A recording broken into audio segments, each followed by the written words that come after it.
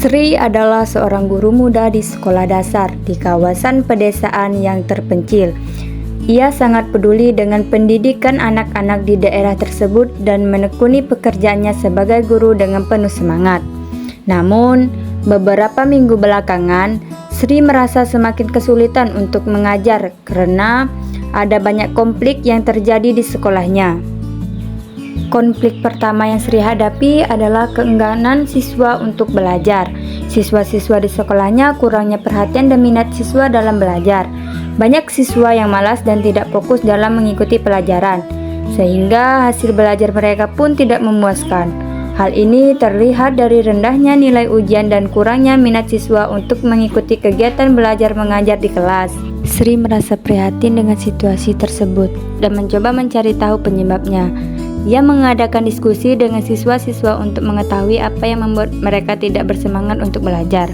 Hasilnya, Sri mengetahui bahwa siswa merasa bosan dengan metode pengajaran yang monoton dan tidak menarik. Sri pun berusaha untuk menciptakan suasana belajar yang lebih menyenangkan dan interaktif. Ia membuat berbagai permainan dan aktivitas belajar yang menarik perhatian siswa dan membuat mereka lebih antusias dalam belajar. Dalam waktu singkat, Sri berhasil meningkatkan minat siswa dalam belajar yang meraih hasil yang lebih baik dalam ujian-ujian sekolah.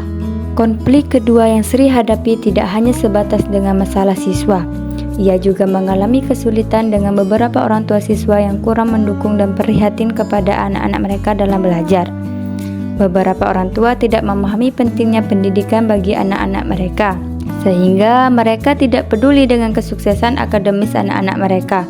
Orang tua tersebut lebih memprioritaskan pekerjaan dan menganggap sekolah hanya sebagai tempat anak-anak menghabiskan waktu. Sri merasa prihatin dengan hal ini dan berusaha untuk mengubah persepsi orang tua mengenai pendidikan. Ia mendapatkan kegiatan edukasi untuk orang tua tentang pentingnya mendukung anak-anak mereka dalam belajar. Ia juga memberikan tips dan trik tentang bagaimana cara mendukung anak-anak dalam belajar di rumah. Dengan kesabaran dan ketekunan, Sri berhasil merubah persepsi orang tua dan mendapat dukungan mereka dalam mendidik anak-anak. Ia merasa senang melihat bahwa anak-anak mulai mendapatkan dukungan dan semakin antusias dalam belajar. Konflik ketiga yang Sri hadapi tidak hanya sebatas pada siswa dan orang tua.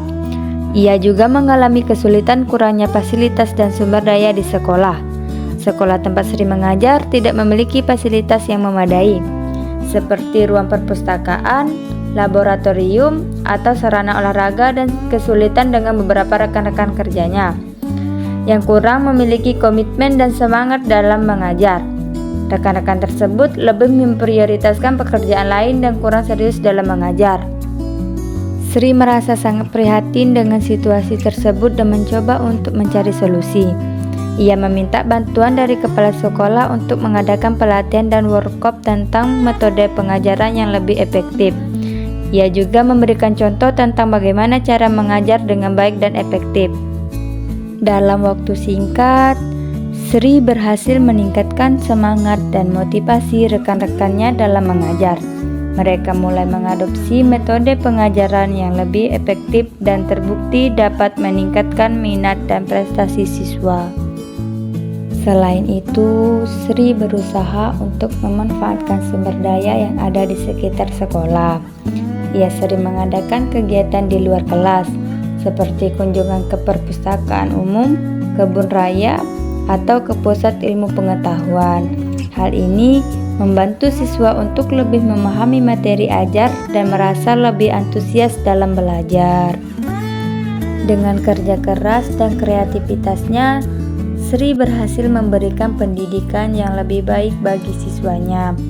Ia senang melihat perkembangan dan prestasi yang dicapai oleh siswanya, dan ia merasa bangga menjadi seorang guru di sekolah dasar yang terpencil.